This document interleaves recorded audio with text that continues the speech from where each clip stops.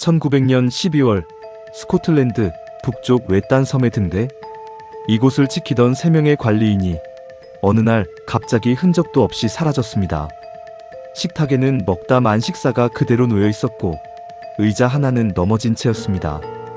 문은 잠겨 있었고 섬 어디에도 그들의 흔적은 남아있지 않았습니다. 지금부터 플래넌 등대 실종 사건을 따라가 보겠습니다. 플래넌 제도는 스코틀랜드 서쪽 끝 거센 파도로 둘러싸인 외딴 무인도입니다.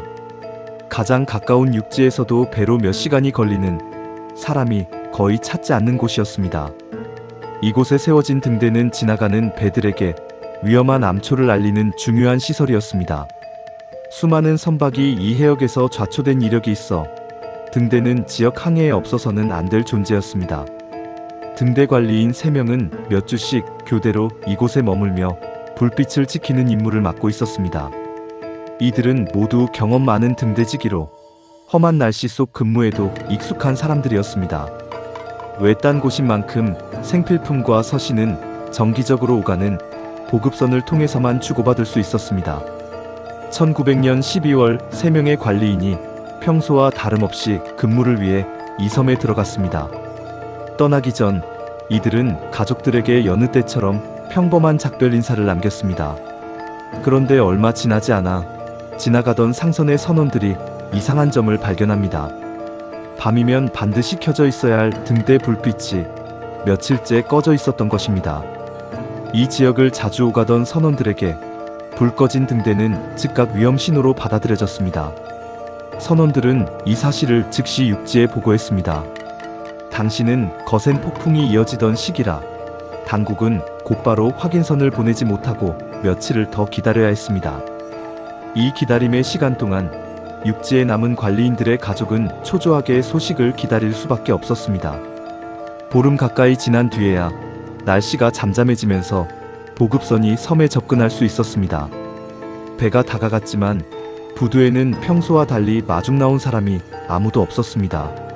선원들이 여러 차례 신호를 보내고 소리쳐 불러봤지만 아무런 응답이 없었습니다. 결국 선원 한 명이 직접 섬에 올라 등대로 향했습니다. 등대 문은 잠겨있지 않은 채 열려 있었습니다. 안으로 들어선 선원은 예상치 못한 광경을 마주합니다.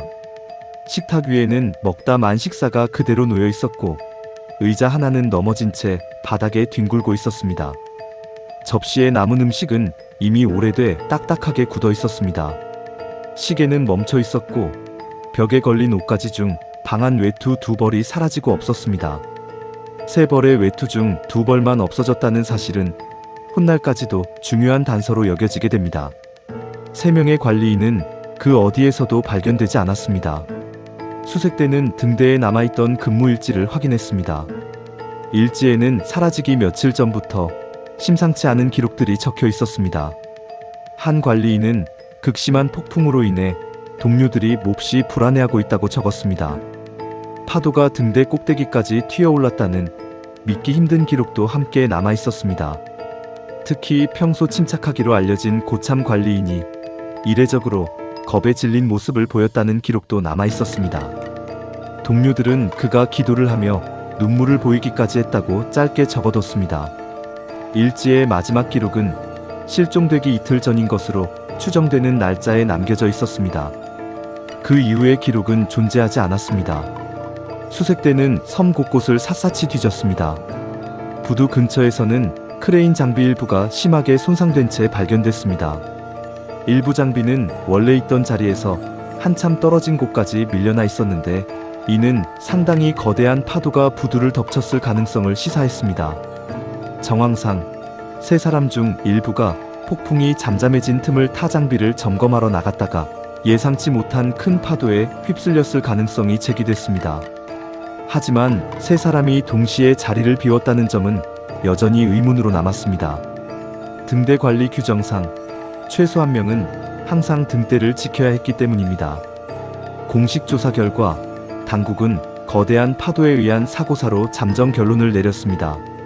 3사람이 폭풍 이후 장비를 점검하러 나갔다가 갑작스러운 큰 파도에 함께 휩쓸려 실종됐을 것이라는 설명이었습니다. 하지만 이 결론은 몇 가지 의문을 완전히 해소하지 못했습니다. 왜 방한 외투를 2벌만 챙겼는지, 왜 세 사람이 동시에 등대를 비웠는지에 대한 명확한 답은 나오지 않았습니다. 시신은 끝내 단 한 구도 발견되지 않았습니다. 사건 소식이 육지에 전해지자 세 사람의 가족들은 큰 충격에 빠졌습니다. 한 관리인의 아내는 남편이 떠나기 전 유독 이 근무를 꺼렸다고 훗날 회고했습니다.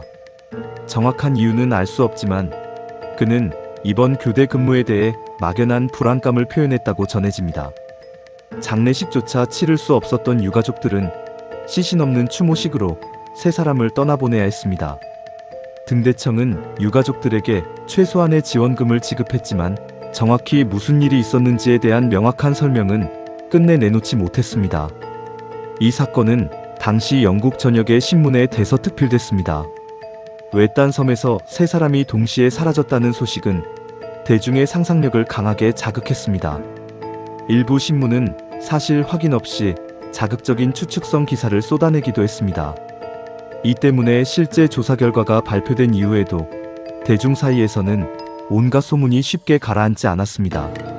몇 년 뒤 한 시인은 이 사건에서 영감을 받아 시를 발표했는데 이 작품이 크게 알려지면서 사건은 더욱 신비로운 이야기로 굳어졌습니다. 이후로도 여러 소설과 다큐멘터리, 영화가 이 사건을 소재로 삼아 제작됐습니다. 공식 조사가 마무리된 이후에도 이 사건을 둘러싼 다양한 추측이 이어졌습니다. 일부는 세 사람 사이에 다툼이 있었을 가능성을 제기했고, 다른 이들은 초자연적인 존재나 이상 기후 현상을 언급하기도 했습니다. 심지어 외부인의 소행이라는 주장까지 나왔지만 외딴 무인도라는 지리적 특성상 설득력은 크지 않았습니다. 물론 이런 주장들은 뒷받침할 만한 구체적인 증거가 없는 어디까지나 추측에 불과합니다. 등대는 이후 오랫동안 무인 자동화 시설로 운영되며 사람의 손길이 닿지 않는 곳으로 남았습니다. 지금도 이 지역을 지나는 선원들 사이에서는 플래넌 섬 근처를 지날 때면 묘한 긴장감이 감돈다는 이야기가 전해집니다. 세 사람은 그날 식사를 하다 말고 자리에서 일어났습니다. 그리고 다시는 돌아오지 않았습니다. 무엇이 그들을 그렇게 갑작스럽게 자리에서 일어나게 만들었을까요?